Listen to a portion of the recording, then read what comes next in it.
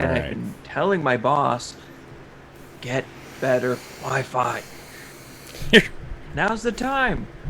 We Yeah, have for real. gigabit internet across the entire city. Get it. Get your get whatever your version of Verizon FiOS is. It's Bell Fiber 5. optic. I have gigabit fiber at my house, and it's glorious. Get some 5 gigahertz Wi-Fi adapters and put them everywhere. I'm I don't not know what you taking guys are notes. talking about.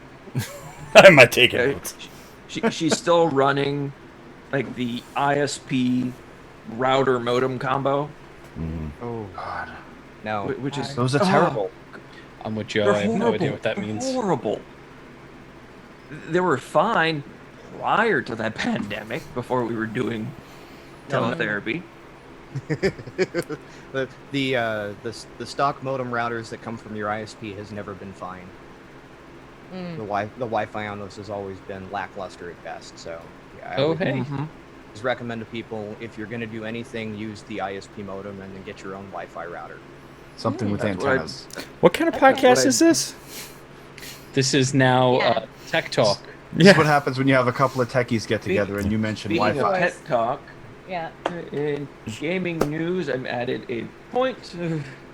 Okay, John Luke, when you're ready, go ahead and roll us into the intro and everything, and we'll get right to it because I don't want any of us turning into pumpkins. I know we have a limited time with you, and I just want to make sure we're able to get through the topic, for tonight with you before you have to take off.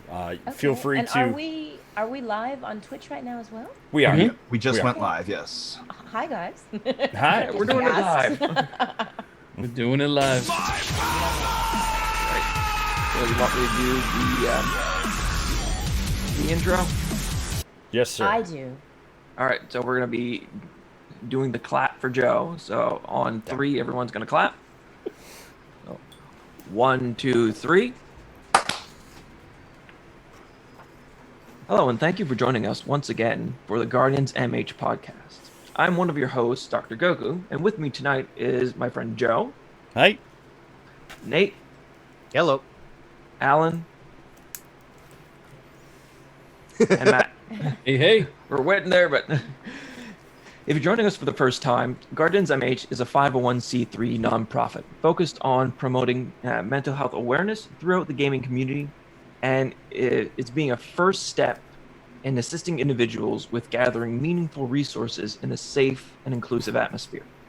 Our podcast is another way to normalize talking about mental health, and it's a fusion between mental health topics and gaming.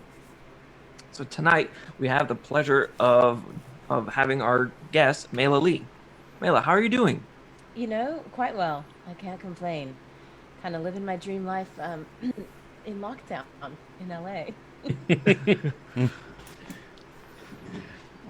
The joys of COVID. So many. So many. Yeah. Oh, the sarcasm in that.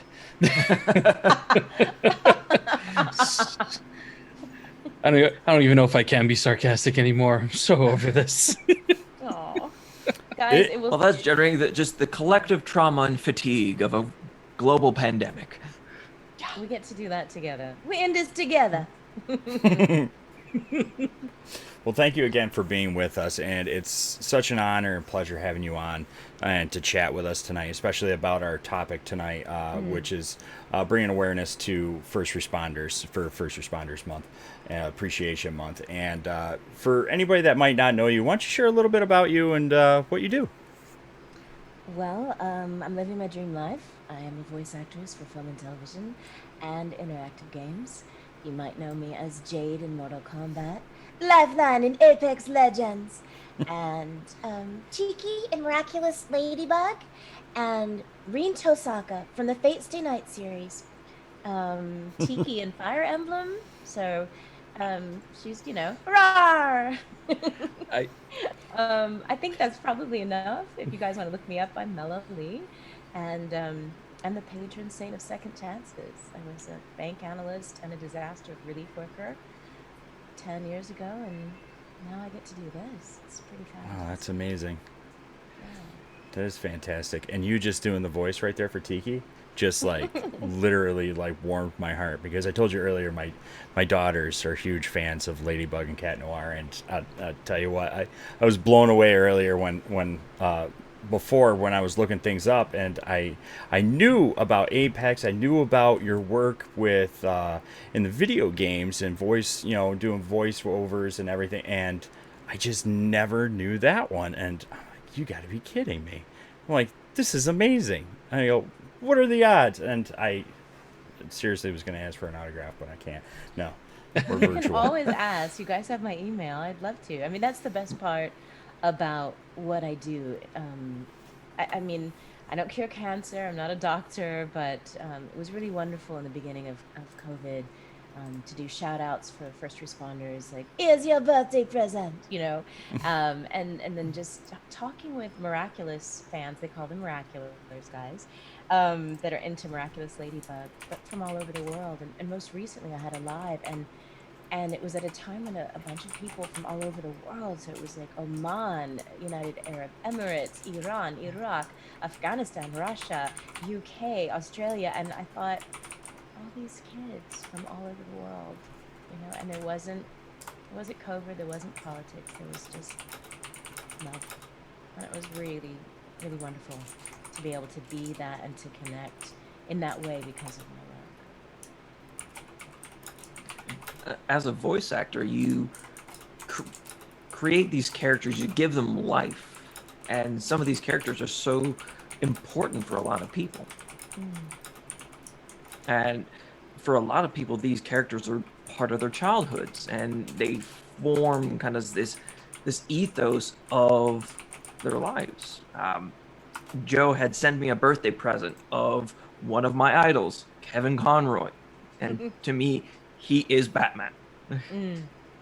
and he was such a pleasure to work with. He really was. He was such a good sport. I nerded out completely on that. Well, but he shaped me and an entire generation for what that character could be. And I think when we're alone in the booth, I mean, when I first started, I was just really grateful for craft service, which is free food. So when you're starving, I mean, it was not the pandemic, but it was definitely the Titanic about 10 years ago with the banking crash. And I was really grateful for the work in voiceover and the free food and tea. I was stuffing my pockets with like bananas and apples and living off that for a minute. But you don't understand, I'm thankful for the work, but once you meet fans and whether it's in person at a Comic-Con or now we're having online conventions or signing situations, to hear the personal stories, to see that your work, affects people in that way. And I think a lot of people don't know how much they matter. And in whatever job, I think whether you're an accountant or a firefighter, first responder, voice actor, you don't understand how much you matter until you communicate with people, which kind of brings us to our topic when we're talking about mental health and awareness, is that it's important when you are depressed or feeling like you don't matter or you're insignificant or overwhelmed, that you do need to connect with other people. Their point of view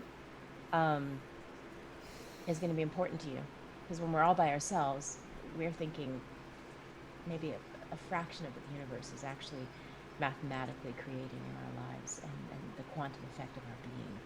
I'm such a nerd. I think I just outed myself. It's okay. But what you're speaking about is so very important, because it speaks about what's called a parasocial relationship. So I'm going full nerd here as well. So my thesis topic was, you're in great company. My thesis topic was on parasocial relationships. It's building that unidirectional relationship with someone that you may not be able to develop a relationship with.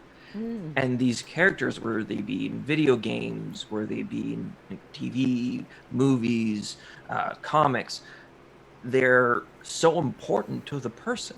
You build a relationship, you get to know them, you get to know them intimately in and out. They're safe, they're comforting, and you feel the same emotions as you would as someone that would be your brother, sister, aunt, uncle.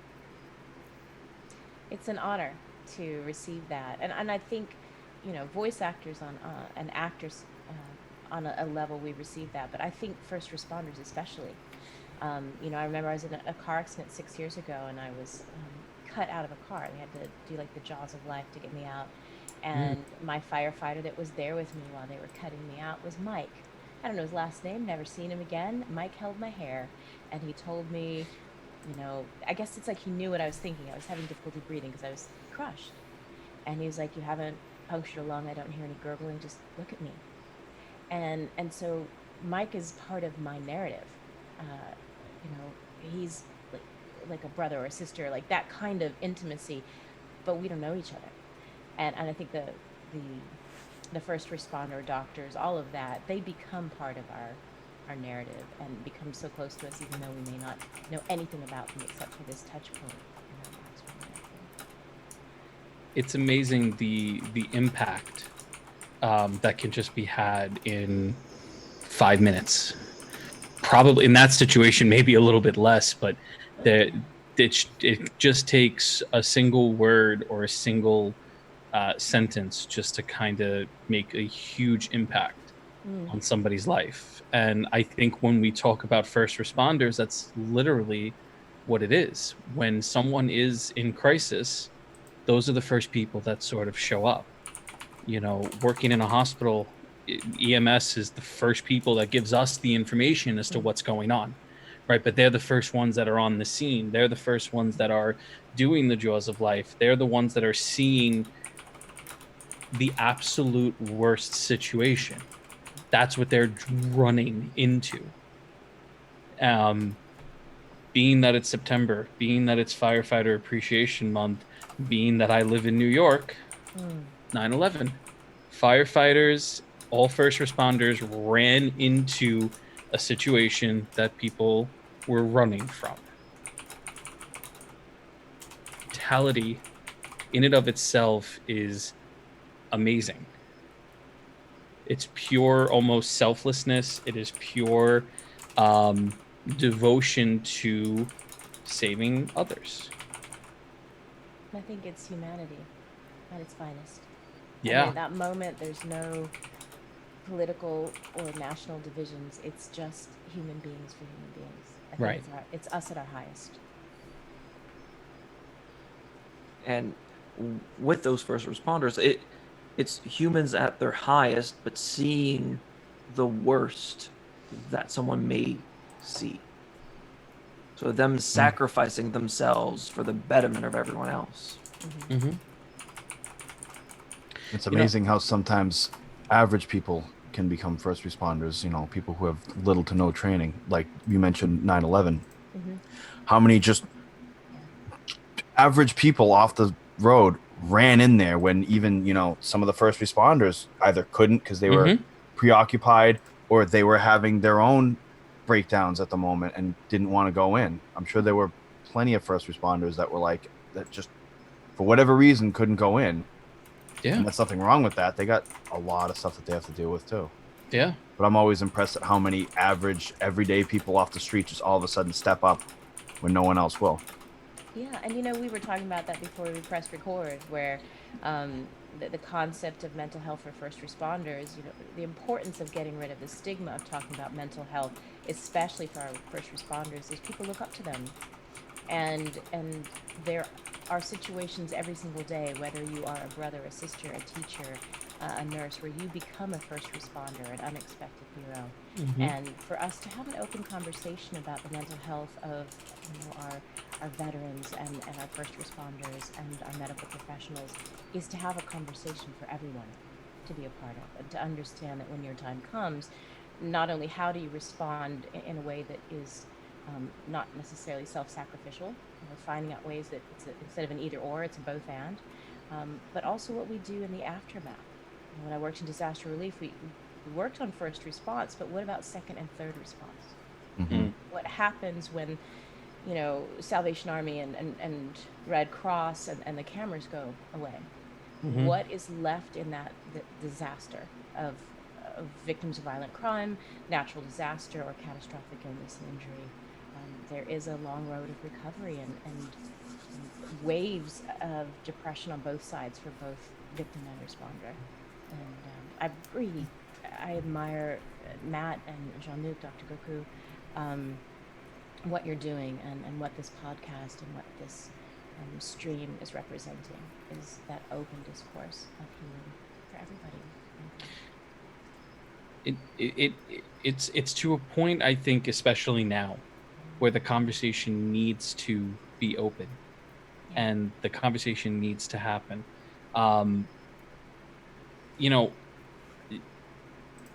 Dealing with working in a hospital and working in a small hospital, not a trauma center. It's what they call a community hospital. Not that we weren't prepared for COVID, because we were. I do have to say, we were given the tools, but the staff that were there were not used to that level of trauma coming in. They weren't used to putting, and I don't mean to be graphic, they weren't used to putting 20 people on ventilators. And frankly, they weren't, really not, I don't want to say trained, but they weren't really ready to deal with that amount of loss so quickly. Yes. And I know from personal, but I also know seeing my coworkers, nurses, doctors, EMT workers, everybody at one point or another broke down, myself included, because it just was not, it wasn't the norm. Yeah. And so with that, like Dr. Goku says, it is a collective trauma. All of the hospital that I worked with went through and is still in some way, shape, or form dealing with that collective trauma. And I think the other reason this conversation has to happen is because I see, when I see, whether when I was working in a private practice or just in general, when I saw anybody who was a first responder, I think unfortunately, and this is where the conversation comes in, they don't feel as though, oh yeah, but it's my job to save others. I don't need to talk to anybody. This isn't the job. This is what I do. And they're not necessarily trying to be better. It's more so like, no, I have things to do. And yes, with a lot of the first responders, like I mentioned, I don't really work with. I've worked with a couple police officers and firefighters, but my main focus is with correctional officers. They are the police officers, the EMTs, and the firefighters within correctional institutions. And it's within their mind frame of, well, that's just the job. It's just part of what we do. It's just X, Y, or Z. And they don't necessarily understand how much the job changes them inside of those walls, but outside of those walls. The compartmentalization. Yeah. Brian K. Rice, who's the head of the California Fire Foundation that helps fallen firefighters, and as well Professional Firefighters Association in California, was very forthwith, very transparent in our conversations, and this was this time last year before COVID, discussing the overwhelming situation with suicide among first responders and firefighters, and that would it be helpful to help fallen firefighters and first responders before they fell into the grave, and that these weren't just numbers or statistics; these were people that he knew. Whether it be through substance abuse or other ways to compartmentalize or cope that were not healthy. And of course, alcohol, substances, and things that warp your ability to combat that conversation that's going on in your head, with depression being a liar and maybe not a liar. You're just seeing the worst of humanity or the worst of a situation day in and day out. And then, if we're talking about traumatic stress, I'm not a doctor, but the traumatic stress disorder, I don't think it's a disorder in the sense that it's an absolutely normal reaction to an abnormal situation. And how do we open up that discourse in a way that not only helps our first responders, but allows them to help their brothers and sisters on the front lines as well? One thing that I feel is not talked about is how important seeking mental health services are for those first responders. Yeah. But uh, earlier on in my career, I did a lot of screenings for the RCMP here in terms of new cadets applying to go to depot to get their RCMP training. And we did a whole psychological background. But after that, it's only kind of that first step, and then they just go. They just do the job, but there's no real follow-up until something happens. And I remember back in 2014, my city was in lockdown due to a spree shooting that had killed 3 RCMP officers. And the aftermath, not just for those 3 officers that were killed, but for the officers that weren't, the people that were off. The whole city was in lockdown for 2 days. And I've treated some of them. I've talked to some of them that had survived, and they are marked for life. It doesn't mean that they're not going to be able to work. They can, but it's difficult. One thing I realized when we were working in disaster relief with the Salvation Army and FEMA is that pre-crisis management was much more effective. That we had situations where people just weren't prepared at all. And for not only the event, but the aftermath of the event, their sense of self-worth, the understanding of the psychology of going through a catastrophic illness, natural disaster, or a violent crime. It's very methodical. It's very, as a doctor, you guys would know, the responses are very similar. And if we are able to educate people what to expect, not only would they be able to face it, but they would recognize it and so I would be an advocate, and I'm sure that you are as well, for pre-crisis management and getting that understanding out. So that it's not just that training and then we wait until something happens. Right. It's in real time. You don't have enough time to process, work, be a father, mother, brother, sister. That's not the time to be calculating the conversation about how would you suggest, what are some things that we can do to inform the population so that we're doing it for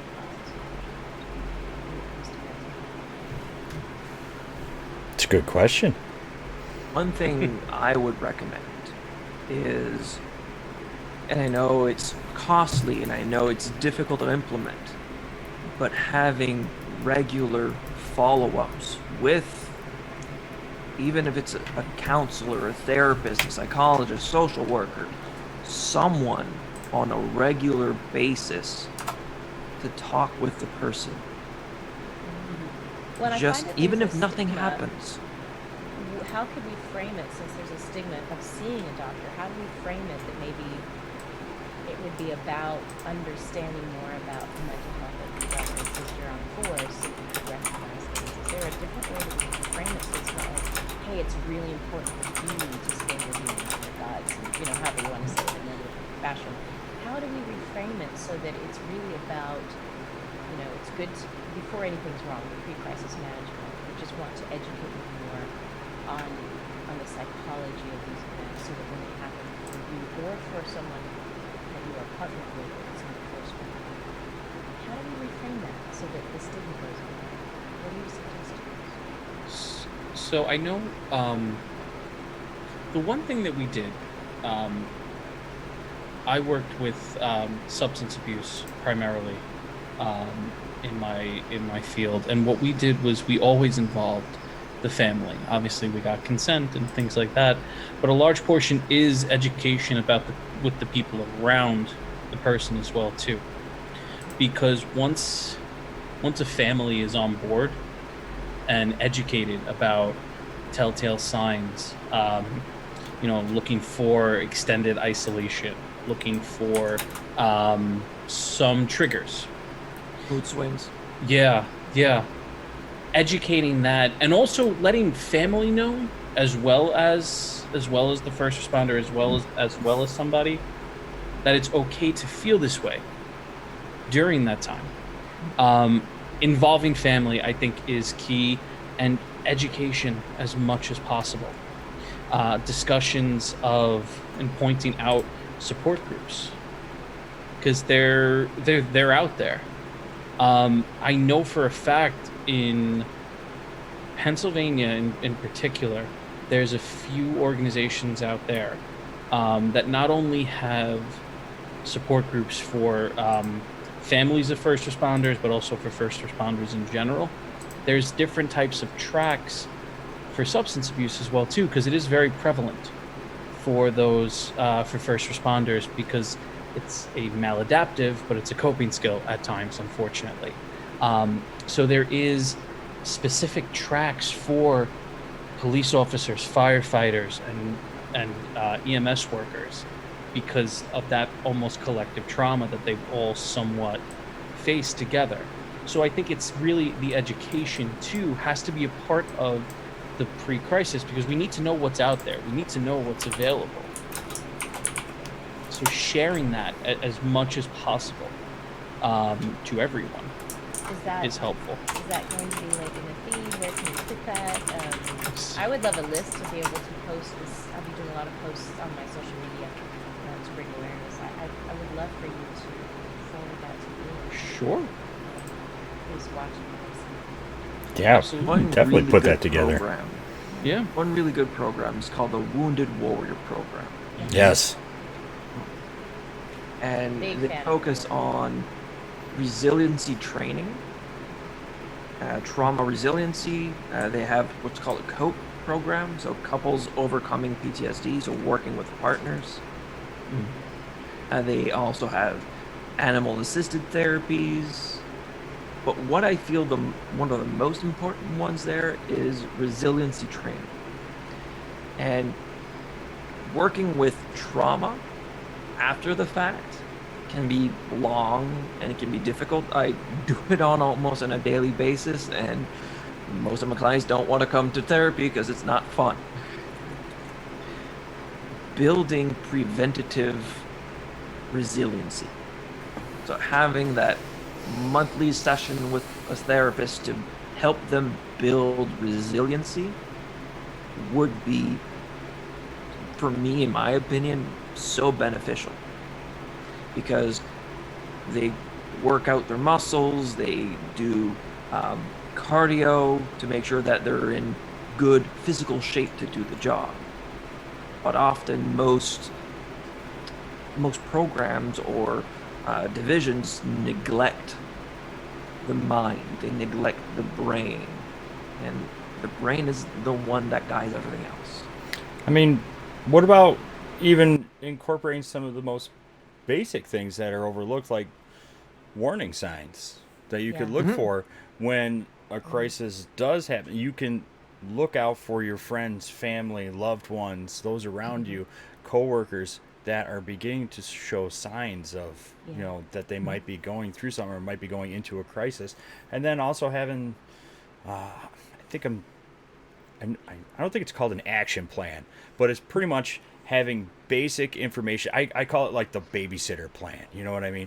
Because, when the babysitter, watches kids, you got the phone numbers and everything, the emergency numbers on the refrigerator, But it's the same thing with having an action plan for preparing for a crisis, learning early warning signs, but also having the basic information for phone numbers for friends and families, for therapists, psychiatrists, 911. Also, that is so important, Joe. Yeah, I mean, it's plus also diagnoses, medications.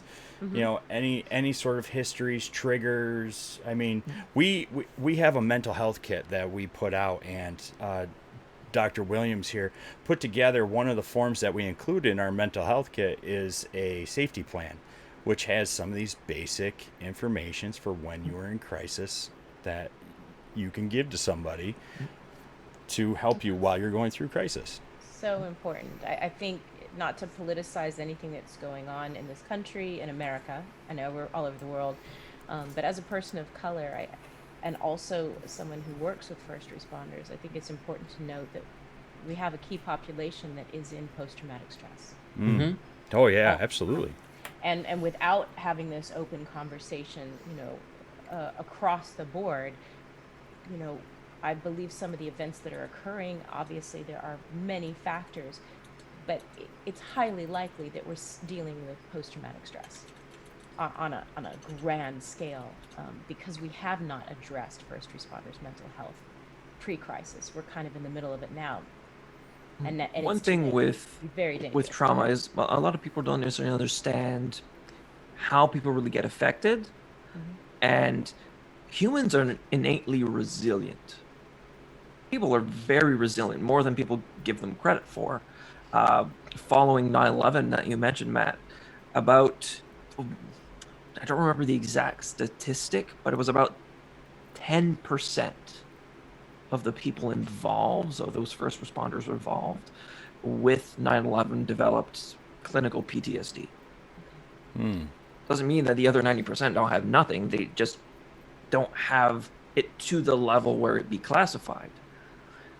But when it comes to those triggers and to those warning signs that you mentioned, Joe, one thing to look at is what people typically look in the other way around. So they'll see the person crying or breaking down, or saying, "Oh, we need to attend to that person." That person is processing what's going on. Me as a mental health professional, I would be looking at the person that is not taking a break, the person that is not processing everything. That's the person I am going to see in my office a month, a year, 10 years down the line.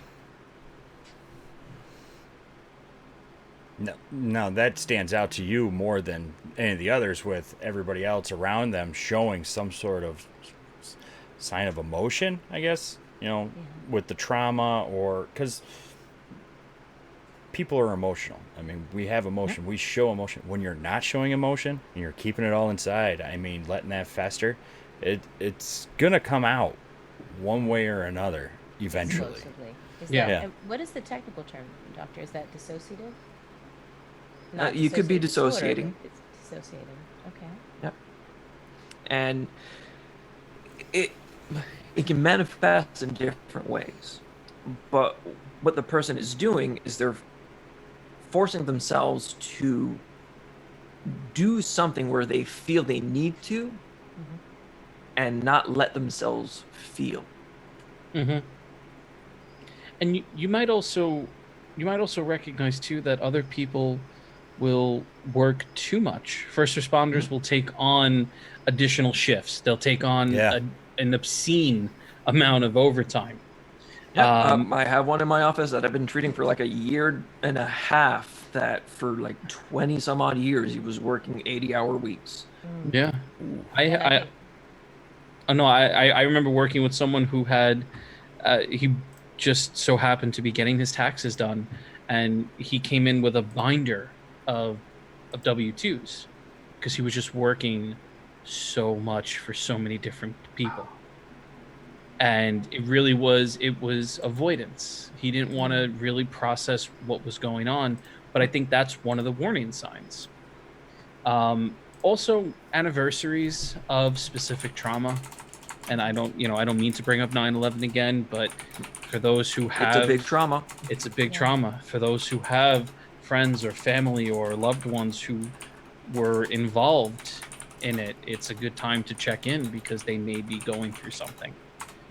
1 week away. Yeah. So anniversaries of things tend to also, unfortunately, relive memories during those times. That's a big one that I've seen, at least working with some first responders. Well, what happens to first responders right now when it's the anniversary of the largest fire, it's the anniversary of COVID, it's the anniversary of September 11th, when it starts to all become Yeah. the calendar is just anniversaries of the most horrible things that ever happened in their lives. Is that where they lose track of time and become spiraling into that it's never going to be better, it's never going to change mentality? Unfortunately, That's when that's I've when seen a lot of people just dive into maladaptive coping behaviors. yeah, that's when the symptoms unfortunately Overworking, kick in. drinking, avoidance, drugs. The big thing that I tell everybody is check in with everybody, especially during COVID right now, and we need interaction. Mhm. Call everybody. Call whoever you might be even have an inkling, because sometimes these first responders don't have family. They may live alone. They may just be by themselves, and it's good to check in. There's a reason why TV and cinema have the stereotypical trope of the police detective. It's someone who drinks, lives alone, has a failed marriage or two, kind of rough around the edges. There's a reason why that stereotype is there. It's because they have lived through a lot of trauma, and it's very synonymous to what a lot of first responders live through. Mhm. They do this amazing work, but on their personal lives, a lot of them are a mess. Well, what energy is left when they get Mhm. home for that?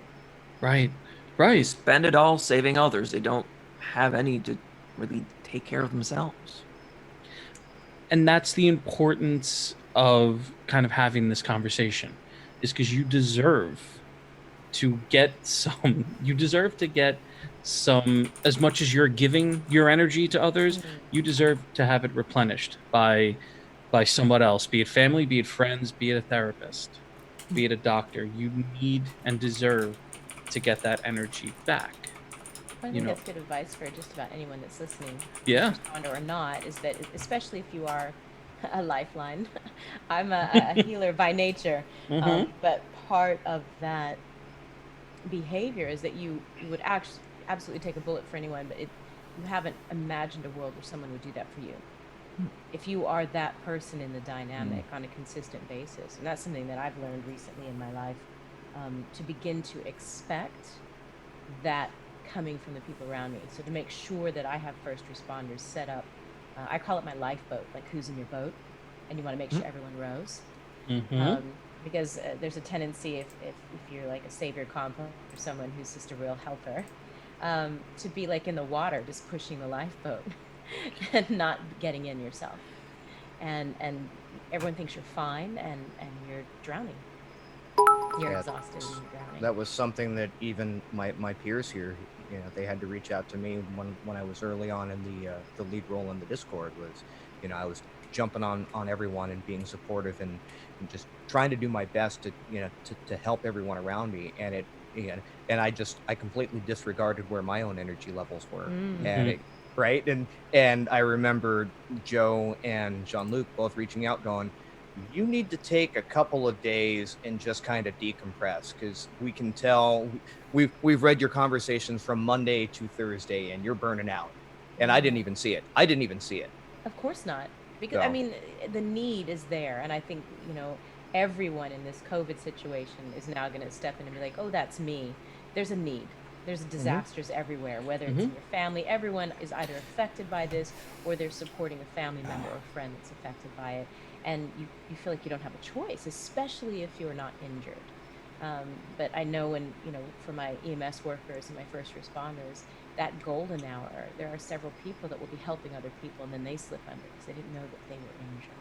Right. I'll tell So you you're running One thing on that that. it makes me think of is one of my colleagues and a friend of the show, Dr. Scarlett. She had mentioned that that hit through home. her work through military vets, where a lot of them dealing with trauma, they wanted to be Superman, felt they weren't able to be Superman, and failed. Yeah. And that was kind of the rhetoric that they had in their mind. Because a lot of first responders will have failed in one way, shape, or form. Unfortunately, he's kind of part of the job.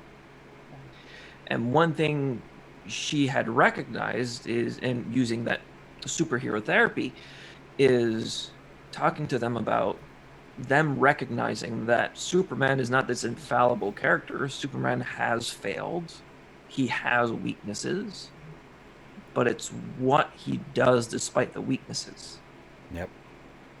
He's still able to be Superman, even though he's weakened by kryptonite. Mm-hmm. Well, and it goes to you talking about your stereotypes. The reason why they are there is they're true, and across the world, and every superhero trope, they have an upbringing where they feel different, they feel weak, they feel bullied, they don't understand their gift, and they're only a superhero maybe 10% of the time. But the difficulty is what happens when the cape comes off. And I think that we all relate to those stories and those origin stories because we're all heroes 10% of the time, but we're dealing with how we feel the other 90% in our maybe not so put together state. I know. The hero is not the person that is wearing the suit of armor or that has these powers. It's the hero is what that person does with those gifts, does with that suit, or does despite maybe not having those things. Yeah.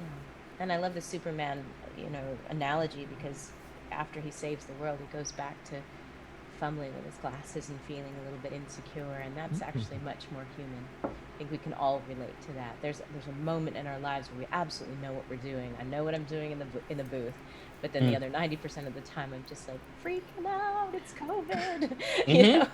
That humanity that no one else sees, and I think that's where I sometimes can come into the conversation as a peripheral, but when you play a superhero, we start to see those commonalities. And one of them is that, there's a moment where we all have a different power, but like even in Apex Legends, we have to squat up. Your strength is made perfect in my weakness. And it's important to squat up and know that you can only be strong. Like when Nate was saying, I didn't even notice. You've got to have your squad mates because they're the ones who will point out that you need. I'll tell you what, ever since COVID really hit nationally and globally, when it became a pandemic, I volunteer for crisis text line. I'm one of the crisis counselors. The volume in the queues during my volunteer times 3 times a week quadrupled with everybody being isolated and then reaching out for support. And my peers on the platform, they have their own support network within the platform, but Jean-Luc here is in my support network. And I'll tell you what, the first time that the first week I was on the platform, he was checking in on me, seeing how I was doing with supporting people as one of the crisis counselors. And I'll tell you what, I still, if I have a hard time, I know who I can go to talk through those situations. And you have to be able to step away and recognize and have those around you aware and seeing signs as well. So, well, and Jean-Luc and Matt, can I ask a question? I mean, I know that the stress has increased during COVID, but it may be that we're some of us that are workaholics or would overwork that maybe it's not just an increase in stress, but that because we're in isolation, we're noticing behavior patterns, or it's much more obvious because we can't distract ourselves. Is that maybe also what's happening? Not just an increase in anxiety, but that when you're alone, it's pretty obvious. So I'll speak on a personal level. Okay.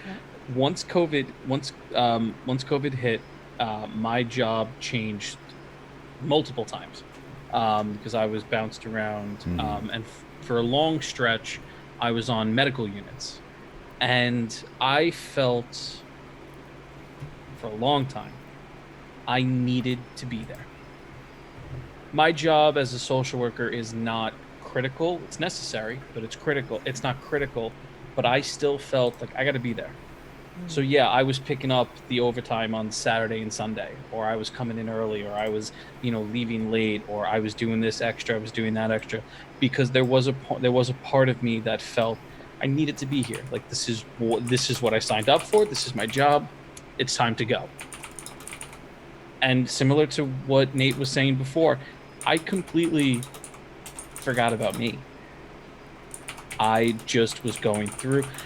And she's in the other room and she probably hears me and she's like, yep, yes, you did. But my wife finally told me, like, you gotta stop. You're working 7 days a week. You're not okay. And it took me even a while to believe her. And then, so yeah, there's a sense of, there's a great sense of urgency, which not necessarily is a bad thing, but for some people, we may not know how to shut it off right away. And we may not recognize that, okay, we got to take time for us. And unfortunately, with that comes an inevitable crash and burn. Burnout. Burnout's a great sort of way to frame this a little bit. And it's a common thing across the board with any first responder or anybody, especially now. Burnout is huge. Burnout, you're physically drained. Yeah. You're physically and emotionally drained. Matt and Jean-Luc, people that are listening right now, our first responders, our firefighters, and our moms and dads, teachers. They're seeing the signs. What are 3 signs of burnout, and what are 3 steps that we can all take to remedy them in a healthy way? I know we've talked about is it maladaptive behaviors? Mm-hmm. Maladaptive behaviors. Maladaptive What's the coping opposite behaviors. of that? Adaptive behaviors. Adaptive. Yeah. Okay.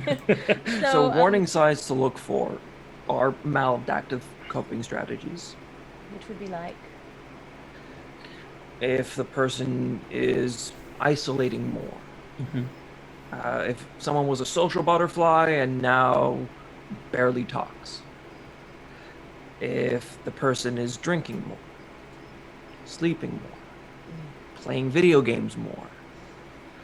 If they used to exercise a lot and then now they don't. Changing in eating habits, sleeping patterns, those are all telltale warning signs that something is going on. So what are some steps we can take if it's us that's going through that ourselves, or what are some steps we can take if it's someone that we love that's in our lives? One thing I recommend for everyone, whether it be the person that's in my office or their family, is don't be... No. Oh, no. Oh no. Oh, shoot. Mark that. Keep that thought, because he'll be right back in just a second. Way to get us all on the edge of our seats. Really. I know. I know. What a cliffhanger. I'll pick up. Matt, definitely. Yeah, I'll pick up a little bit from that. I'll speak from the family side. Having an open, honest, and patient conversation. Understanding that maybe when you talk to your loved one or somebody about this, that they may not necessarily be receptive to it. Right. They may be a little standoffish. So almost having the patience to continue to have that conversation. Also, I think the biggest thing to do is not to force it yet either. Because the more that you try to push it and force help upon someone, they tend to dig their feet in a little bit. So it's always an aspect of remaining as patient as you can, as supportive as you can, and when they do come to the realization that, okay, something's wrong, that's when a loved one should take the opportunity and run with it. Like, okay, I'll help you find someone. I'll help you talk to somebody. I think that's a big thing from the family side. And I see Dr. Goku is back, so he can bring us from the cliffhanger that he left us on. He was like, one thing everyone should, and then freeze. should do. Yeah. Sorry about that. Like I Oh. was talking earlier, the office Wi-Fi decided to go bye-bye. What's the one thing everyone should do? That's The where one thing everyone should do would be to have the difficult conversation with the person. Because chances are the people closest to the person will notice when things are being off before the person may even recognize it. Mm-hmm. When we're in a situation, we don't recognize how things are affecting us until someone else kind of mentions it to us. So don't be afraid to reach out, to verbalize what you may be seeing,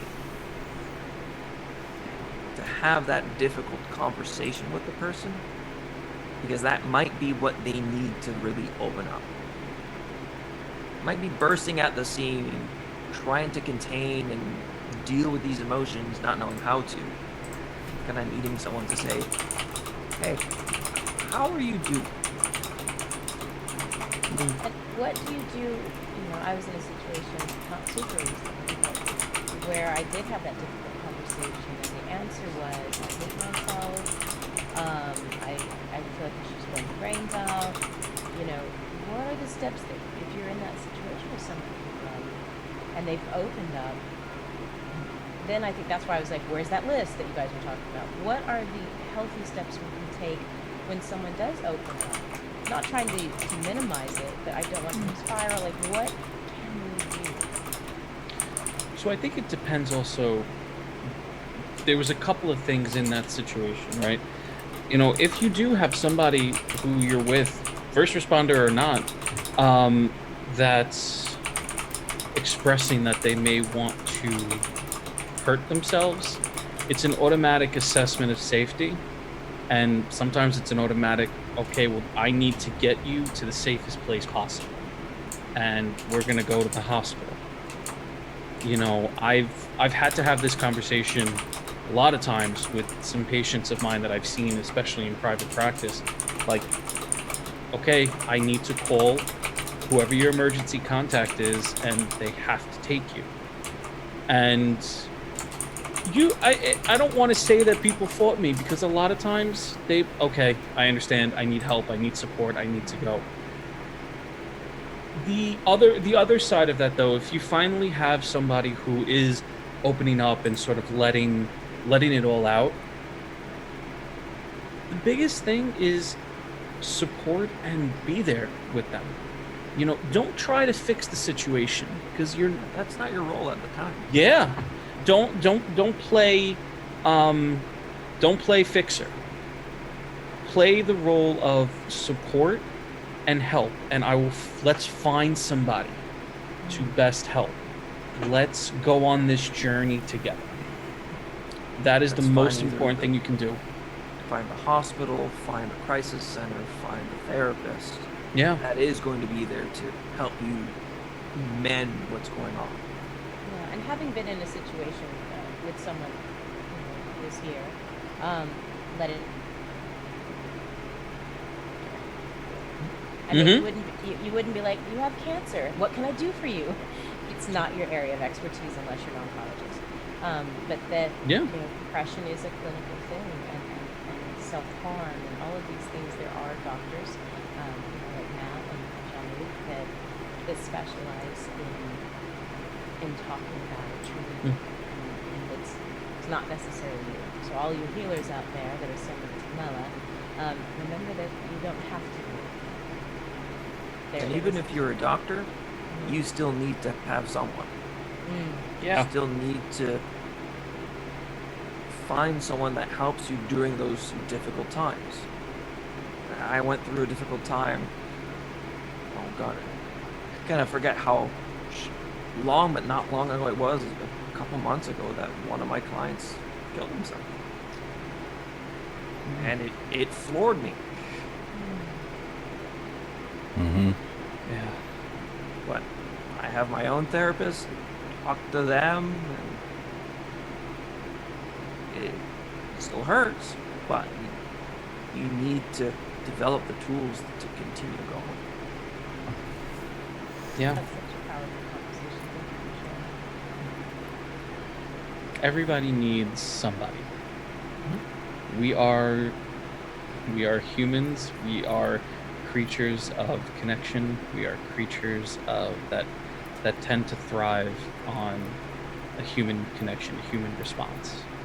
So no matter what our title is, we always Still at one human. point, at one point in our life, we're gonna need somebody to be like, hey, I gotta borrow that shoulder really quick because I either need to lean on it or I'm gonna cry.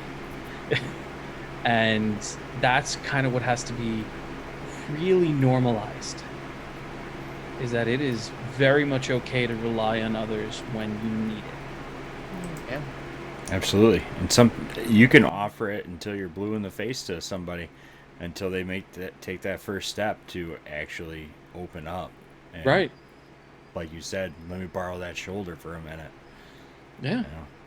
And as someone that's not really necessarily the mental health professional, there's something to be said about being proactive to a situation instead of reactive.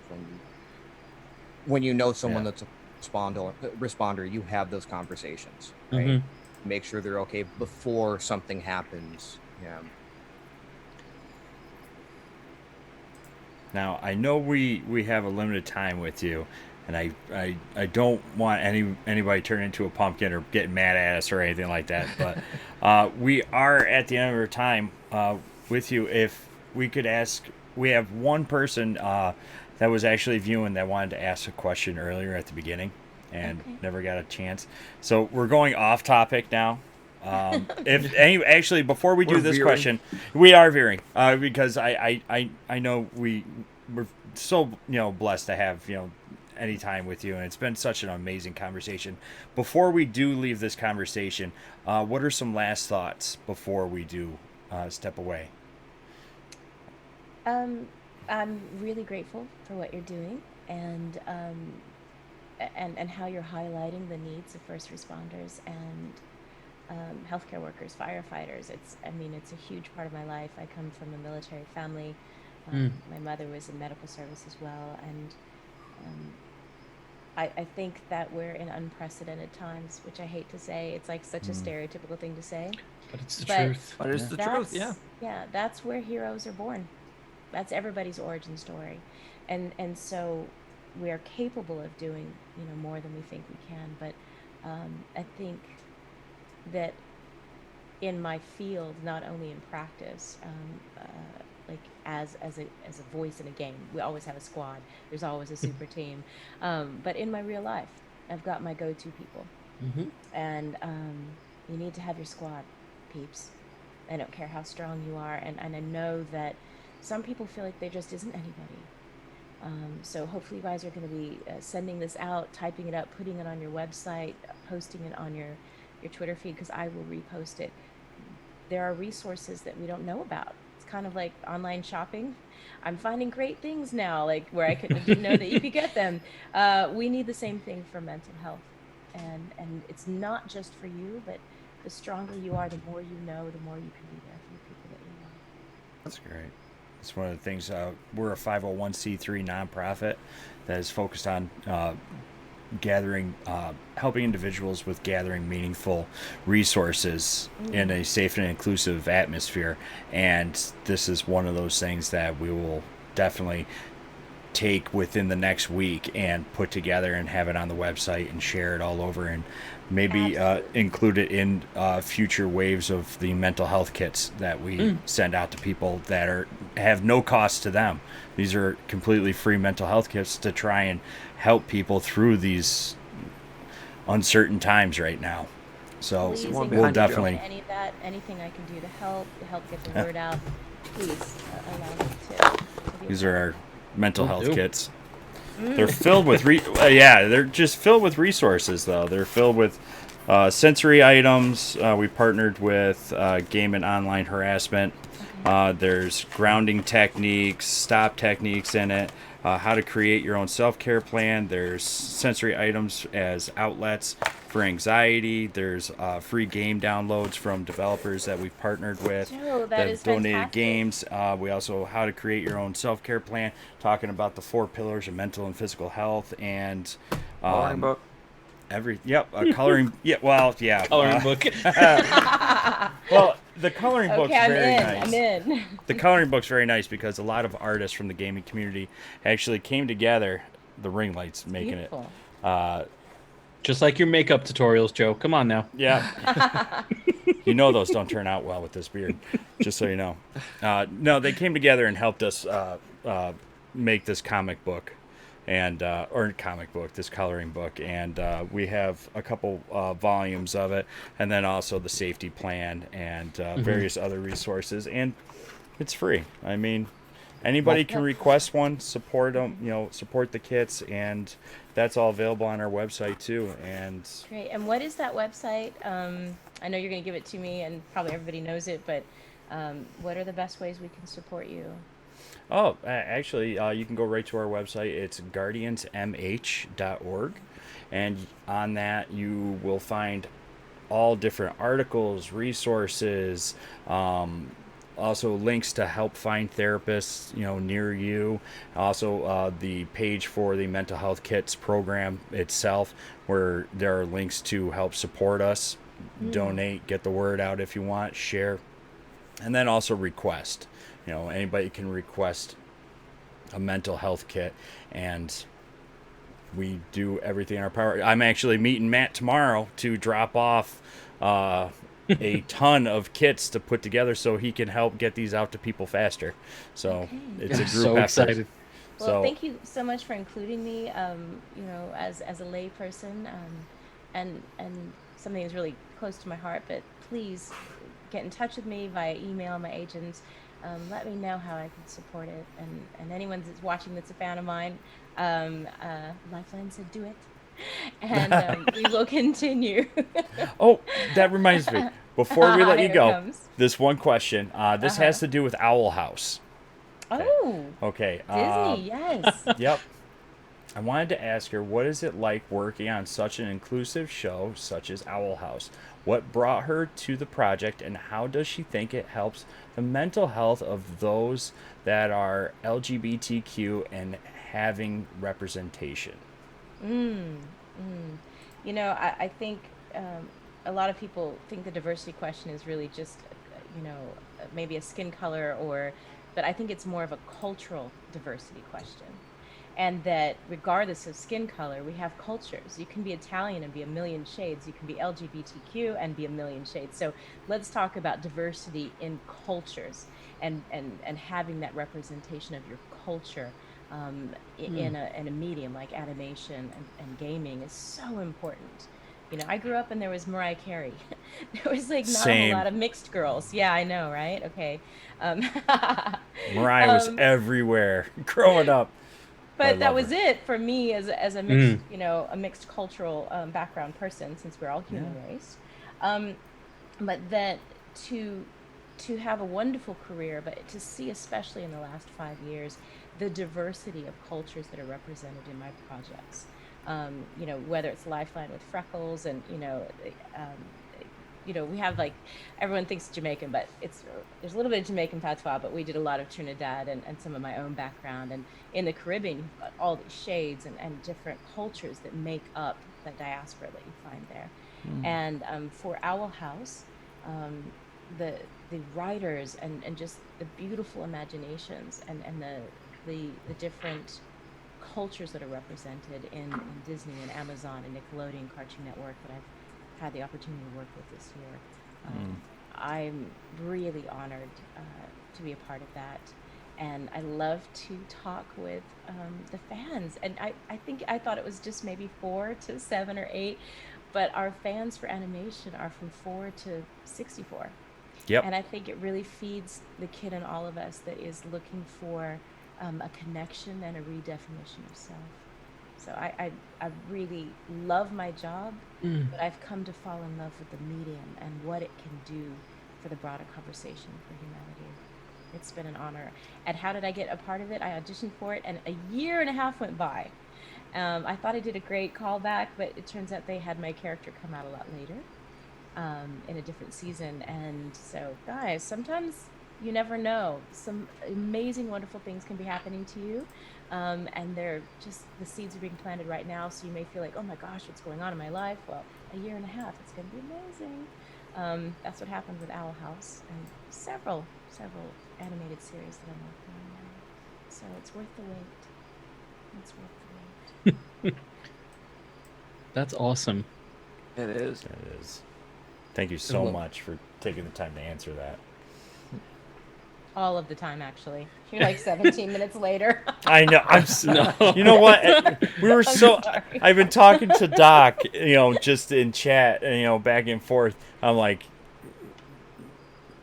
we're over time. We're on borrowed time. I go, this conversation's so great right now that we were having, and I didn't want to disrupt it in any way. And then we lost him for like a final word, and it was like, and then we all got into it. Office But Wi-Fi. it just shows so how passionate everybody is about this topic, and thank you so much for suggesting it, for tonight, and really can't thank you enough for coming on and chatting with us. And we'll definitely reach out to you very soon with some more information that you might be able to pass around and help spread the word on what people can do, preparing for things. And Thank you.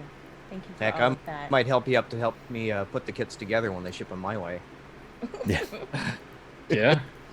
Hey, I'm here. I already have a Google Doc going for resources. Thank you. Thank you. This is all good stuff. So I'm going to back out, let you boys be boys, and do more important stuff than talk to me. But No. thank you for having me. Thank you you. for Thank you for coming. coming on. We appreciate it so much. You are so welcome. Bye, guys. Bye. Bye bye.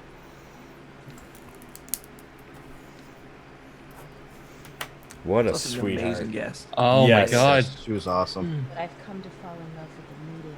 And I didn't fanboy too much. should have I gone held it in. there. And Al- for although- the house, when she did Tiki, I was like, yee. But anyway. diversity of cultures. that Oh. are represented in my I'm half Goku over here. That was so. She was awesome. She's awesome. Yes, she is. Yep. And oh man, I did not know that's what she used to do in a past life. And you know what? Yeah, no. She shares the same. When she said that, it reminded me of a friend of ours, John. We all know him from a gamer tag. I don't want to say it right now because I shared his real name, but he's very prevalent in the community, and it was just so awesome. It's like, you know what, that is an amazing line of work, and so thankful that she was very well informed and just fantastic person all around. I mean, she's just such a joy. Oh my gosh. And I will get that document to her as soon as possible, because getting the word out with information and resources like this is what's important. I mean, that's one of the things that we do, is helping gather meaningful resources, and that's definitely a meaningful resource that people can utilize every day and going forward. I mean, what's the best way to do something than be prepared for it? You know what I mean? Yeah. Yeah. No, absolutely. And my daughter is gonna go absolutely bananas. She's gonna nerd out. I told she wanted to stay up and say hi. I'm like, honey, it's about an hour past your bedtime. I don't think you're gonna be able to. Really, Joe? How mean. Yeah, she was just like, Ooh. "What, Dad?" No, But Dad! another time. We'll We'll have her back on the show eventually. Yeah, you know what? Maybe, I'll reach out to her and see if she'll say hi. This like 5 minutes, something like that. I mean, she's 4 years old. I mean, she's adorable.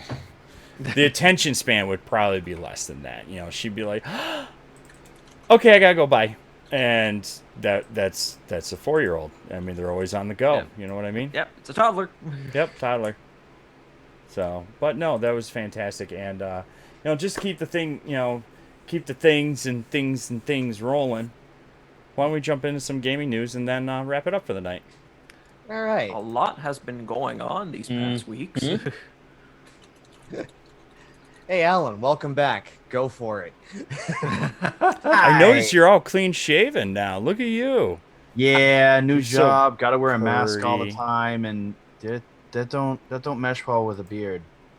It makes the beard do like a little quaff kind of thing, and I don't like it. So I shaved it off. But anyways, I feel your pain. I- Feel your pain, bro. anyways, What's been going on? in gaming news, Fortnite is at their last call. They're worth, or not Fortnite, Epic Games is worth 17.3 billion with a B. Damn. And 17.2 of that is Fortnite. No way. I'm joking. That's a Fortnite joke. Skins. Yeah, It's all Fortnite that's- skins. That's Probably. Like $20-some a pop. I would be curious to see what their net value was prior to Fortnite releasing and what it is, compared now, and see how much of that is contributed. this article says that in the last 2 years they have jumped up 15%. That's huge. That is huge. They were already a $1 billion company at that point. I know. I mean, they've been wow. Yeah, So the apparently in 2019, Fortnite brought in a revenue of 1.8 billion Doesn't surprise me. It's in chock 2019. full of microtransactions. What were you saying, Nate? well, I was gonna say the Unreal Engine has been licensed to so many different games. Like, Do they own it? oh yeah, Yeah, Unreal is Epic property. Yep. It's why it's part of the whole Apple versus Epic versus Google debacle. Which, by the way, they Apple lost that side of it. They said, yes, we can keep Fortnite out of it, but you can't ban Unreal Engine-based games from your app store. As an But they Android user, that makes me removed happy. the developer account for Epic. Correct. Well- So anything Epic had to do with the Apple Store is no longer there. But anyone else that had Same thing for the Google Play Store. yeah, that had licensed the Unreal Engine to create their game, they're still good. Thank God, I because mean, that you don't have was to pay question. for it, do you? Yeah, For the yep, Unreal yeah. Engine? I thought it was kind of like Unity. No, you have to pay a licensing fee. I believe you can develop in it for free, but you can't monetize on it at all. So as soon as you get something that's ready to go to market, then you have to license it if you want to. Okay. That's why when you have the opening credits, you have like, Unreal Engine. Mm-hmm. Yeah, Final Fantasy Remake, Unreal Engine. Mm-hmm. Such a good game. It's coming to PC. I'm going to wait until it comes to PC because I want to see what it It's looks coming like. to PC. Yeah. I'm on a PC. 49 hours on the dot that it took me to finish that game. And he texted me and bragged about that too. He was proud of that. He's like, "Oh, 49 I just hours finished on it." the dot. 49. Dear. And it's just the Midgar section. What was 6 hours took me 49 hours. Sorry. Oi. Yeah. What else we got? We also got Nintendo shares surge up. Is this number accurate? 428% from lockdown boom, which doesn't surprise me. I have a feeling that People want their every Switch. game system that has some kind of digital content probably had a massive surge, especially where the Switch is a portable thing. You're not like sitting in one spot. You can get up, you can move around, you can go sit outside in the sun and play a game if your Wi-Fi is good enough. You know what Am I game on came out in March? Animal Crossing. Animal Crossing. God, You know what happened in March? I can't escape it. Lockdown. Oh, I can't escape it. I leave for 2 weeks. You guys So wait. Before I freak out on you for mentioning Animal Crossing, so what you're saying is I'm gonna get hit tinfoil some hat, Seppuku. tinfoil hat, Tinfoil hat. Yep. Animal Crossing caused the pandemic. No, I'm kidding. Doo-doo-doo-doo-doo-doo. That's terrible. I'm gonna make a tinfoil hat next time. I'm gonna cut that out. Not tinfoil, spin foil. Alan tried to go to a whole No, other. I have aluminum foil, so it's aluminum No, foil. spin Aluminium. foil. You know, remember from the what was it called? Cosmodrome back Oh, in D1. Spin. Yeah. Yeah. Oh yeah, I know. I'm a warlock. It was the mate. I used to planetary have to grind resource that with forever. Cosmodrome. Oh, Spin metal. your memory, Yep. man. I'm telling you, it's scary sometimes. I forgot all about that. what are you writing But there, speaking Joe? of Nintendo, Cut out that Animal Crossing reference. Is that what I see writing over there? Out from last. Nobody. Cut out where Joe has to admit that he forgot what spin foil was. Yep. but Alan, speaking of Nintendo, they had a Nintendo Direct. What was it, yesterday? Hmm. Announced Mario 3D All Stars. Yes. Really? Mario 64, Mario Sunshine, and Mario Galaxy. I am so freaking All happy. on the Switch. All on the Switch. And what's interesting to me though is that they're making that a limited release. Wait, what? Why? Why do they do that? I don't know. See, to me that doesn't make sense unless they're trying to. Yeah, I don't know why they're doing it. Actually, I can't even come up with a reason. Because Disney got. Because they can. Yeah. Because it's Nintendo. Yep. Because they know if they make it limited, everybody's gonna get it. Even if they're not gonna play it, they're gonna get it just to say they got it. Oh, well, that's me. Yeah. But I'm gonna play. get it. I'm gonna play the heck out of it. Listen, Nintendo, where's my Metroid? Yes. Where's Well, Metroid? They They're working on scrap. it. So that what I'm waiting for remember Metroid Prime 4. They were saying they had to almost scrap the whole thing and start over again because they didn't They like did. how they didn't like the direction that it was initially going in. Yeah. I mean, Hey, if they can take it from Other M back to Metroid Prime, I'm down. we got all the Marios for the 35th anniversary, and Yeah. next year is the 35th anniversary of both Zelda and Metroid. Oh, So Because they're working on Breath of the Wild sequel. I know that. Yeah. I honestly, I wouldn't even care if they did like they just did with the Mario 3D and just said, "Hey, we're releasing all 3 Metroid Primes on the Switch," because Because they did it frickin- on Wii. I love those games. I still have my GameCube for that one reason, so I can replay those games at some point. Alan, I mean, they just released Mario. Like they announced Mario, and their stock surged 428%. What do you think Zelda or Metroid is going to do? I want it. I'm stuck at home. And right now, there's also rumors that Nintendo's working on the next generation of Nintendo Switch. Oh, 'Cause Yes. the Switch, as good of a console as it is, it's extremely underpowered. yep. So if they can use some of this new NVIDIA technology, that was it, the Tegra 3 Yep. I don't that's know. I inside didn't of it watch now, and they're working on Tegra 4, could be pretty massive. Because the screen's only 720p. Does it need to be more than that though? I'd go at least 1080p. I mean, I got 1080p on this, so why can't we get 1080p on that? You know? But yeah, but just you On can't. this. You should, right? You're right. It's a small screen. You're not really gonna notice the difference. So you put that money into battery tech, or you put that money into the processor tech, and then you're really, Money in so that way the stupid little Joy-Cons don't break.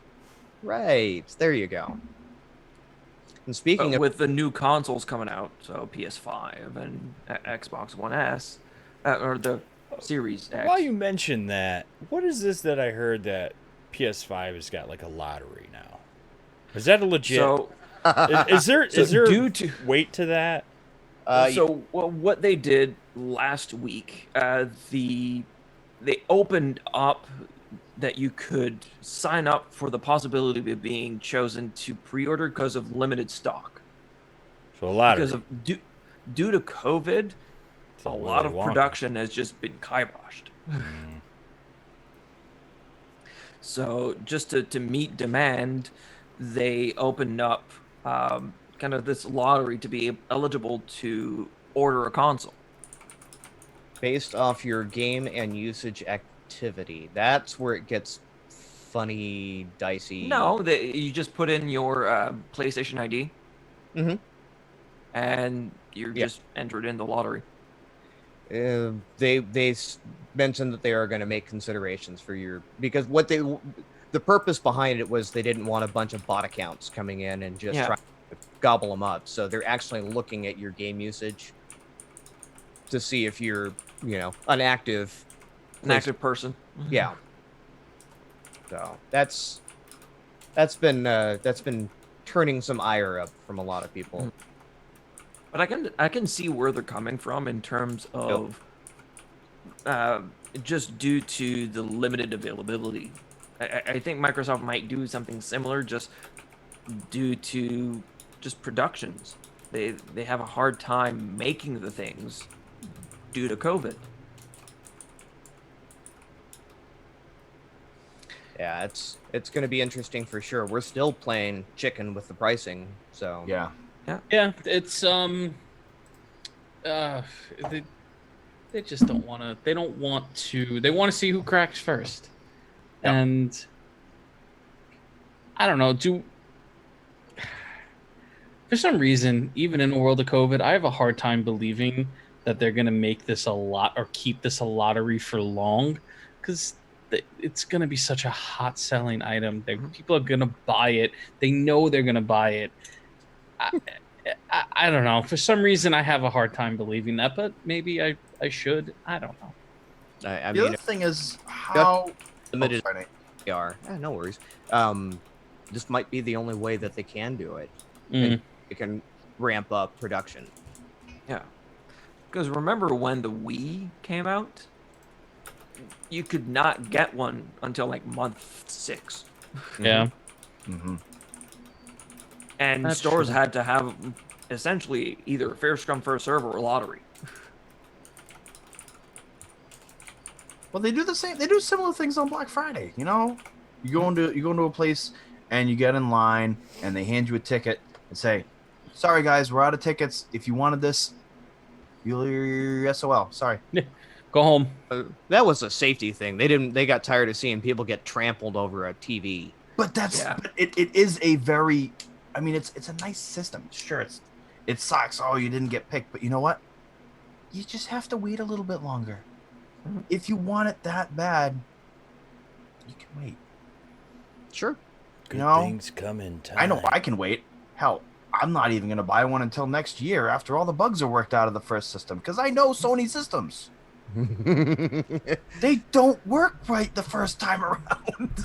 I just signed up for my Game Pass Ultimate. You can officially take the Stadia tag off of me. Oh no! Oh no! You held on to it for so You were long. holding strong, Nate. I was.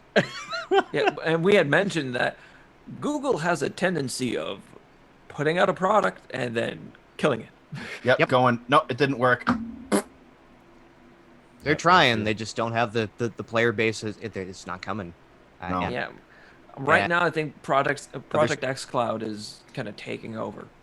Yeah, it's what I wanted. That's what I wanted Stadia for. So now that and giving me it, GeForce Experience is kind of taking its strides. But speaking of the new consoles and the GeForce, Nvidia dropped a bombshell yesterday.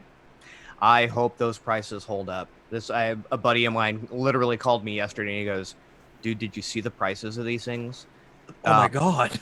Right, What? the NVIDIA 3070 series that's supposed to be coming out this year or next year, No, it's coming out next month. next month, right?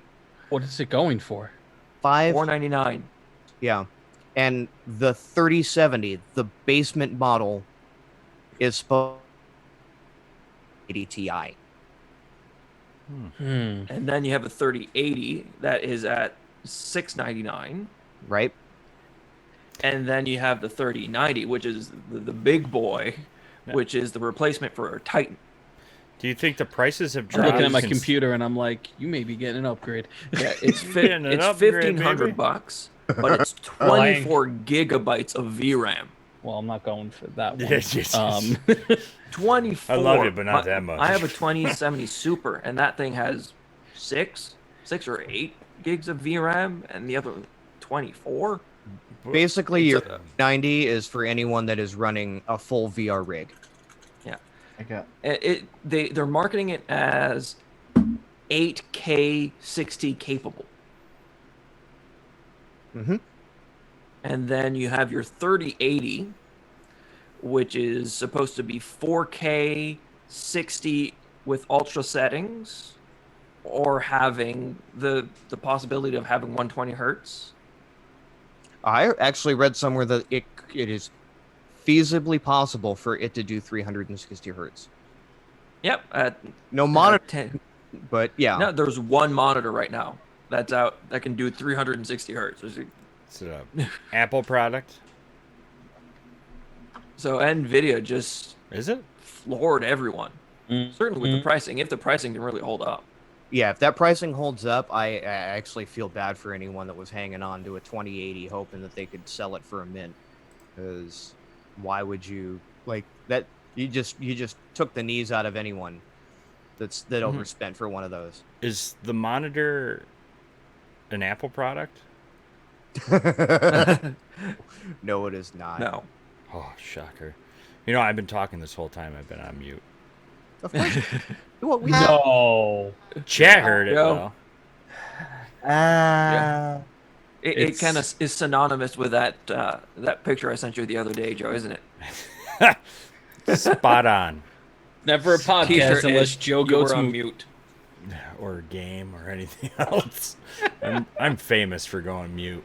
No. Well, But those new GPUs, because we know that NVIDIA drops those Founders Editions, and what they did with the RTX line, the 2000 series, they had the regular line, and then they had the Super line. So I'm guessing if they hold true, because it's like a 2-year cycle, so next year we might get those Super models, and because the 2000 series Super models were really good. Because a 2070 Super is the equivalent of a 2080. Right. Yeah, it's when they start putting in the overclocks and kind of stuffing extra RAM into them. Yeah. So if you're already getting the performance of like doubling a 2080 Ti and then slapping on more on that at the same price, I just hope the prices hold up, because typically from the history that I know of NVIDIA, when they release a price, that's the reference board, and then the OEMs get a hold of it and throw their colorful heat sinks on it, slap their pretty RAM RGB. Right, exactly, and then triple the price. So I hope those prices hold, because I might be in the market for. I actually just got a new monitor today. foreshadowing. Right. I was like, I need to kind of future-proof my rig here, between either a new NVIDIA card and or a Series X. I'm going, I can't cut it with this my 2002 monitor. Yeah. So old. Monitors now. I'm playing on a damn Best Buy brand TV over here, for crying out loud. Is that a Westinghouse? Oh, it's an Element. Oh, I don't know that one. Hey, yo, I'm playing on a Best Buy TV over here. Hey, yo. Hey, yo. Oh, whoa. One of the good things about it is I'm kind of hoping that some of the other video cards are maybe going to drop a little bit in price. But realistically, I know they're never gonna. Well, they are. NVIDIA won't be able to justify the price of like a 2070 Super at the price it is. So it's gonna trickle down. I hope so, because I'm looking to build something in the future, and I would really like to be able to get something that's a couple of years old instead of going back like 3 or 4 years, because that's all I can afford, you know. Yeah. Because for me, my gaming rig at home has a 2070 Super, and I'm running Ryzen 5. And I'm running Destiny 2 max settings at almost 144 hertz. Destiny runs on a potato, but oh, it still, does. Potato. I have a first gen i7 and a 970, and I can hit on high settings and still get close to 60 frames out of it. I play on a Pavilion laptop. Yeah. It runs on a... But the sweet spot I have a is... computer. The sweet spot. I'm with you. Is that I'm with you. 70 range. It's got lights, and you push a button, it turns on and off. I put Some- button, it works. Some things are flashing different colors, and it's cool. I made mine red. I couldn't take the flashing colors. I didn't even build it. A friend of mine did. Joe, do you seek and destroy? What? No, I don't. No, I took a typing class in school. Are you a hunt and pecker there, Joe? Wow, what other names we got for typing with just your index fingers? Man. We just went off the rails completely. Well, I'm gonna At use this. I'm gonna At use least this. we waited for our guest to leave. I like this. Jarvis can apparently. I'm play gonna use D4 this, and Etch-a-Sketch. we're gonna use this as a way to wrap up the evening. How about Yeah, that? Sure. That was great. Sounds great. Can I shout out to some of our Ko-Fi and Patreon Absolutely. supporters? Go right ahead. Awesome. So for Ko-Fi, just to reiterate again, any of the donations that are provided or given to us go all directly towards curating and preparing and shipping our wonderful mental health kits that we were talking about earlier. So thank you from moving forward. Thank you, Katie O and Kat with a K. I can't say last names. Thank you both for donating through Ko-Fi. Also, a very large shout out over on Patreon to our Sir Farix. That's Farix, who is currently at the. Oh, can I yell it? Can I do the "It's over 9,000" yell? You can. Yes, you can. It's over 9,000 tier. So thank you very much to him, and Joe is gonna cut that out. No. But a big shout out to him or her, Sir Ferrix. Thank you very much for your support. Thank everybody who has donated so far. This really does help to keep this project moving forward. This allows us to make it continuously free and ship to all who request. So thank you again. Thank you. Thank you so much, everyone. Yes, and a big shout out to Harsh Reality LLC Yes. Esports Group. They just wrapped up their 3-day charity stream for us, and they have been big supporters of not only us but also our mental health kits program, and they want to help us keep it going with doing streams every other month or every quarter or however many times that they want to do it. But their leads have spoke with us directly in saying they want to do something for us ongoing to support these, and they see how much value is in these mental health kits. And we've had a lot of people share their kits on social media, reach out to us privately, sharing their thoughts and just how much value they get out of it and how meaningful these are. I mean, you think of it and you're like, oh, what could be possibly in it? There's a lot. There is a lot in these kits, and they are from our hearts, curated, assembled by us and our team members, and we do not have a fulfillment center. This is not Amazon or something. We are doing this by hand, and there is a little bit of a time wait because we are doing this ourselves, but rest assured, if you requested one, you will get one. We will get one to you. It may come from upstate New York. It may come from Staten Island, New York. It may come from California. It might gonna come from Canada. It's coming from everywhere, but you will get it. Yeah. And just in case, I don't know if I missed it and you guys mentioned it, but currently our international orders are temporarily on hold just because we're trying to get the shipping all sorted out. So if you are outside of the US and you requested a kit, you will get it. It just might take longer for it to get to you. Yep. Yes, I we're got a few new emails today that were all from the UK. So you know what? It's just one of those things where it's so expensive to send something overseas.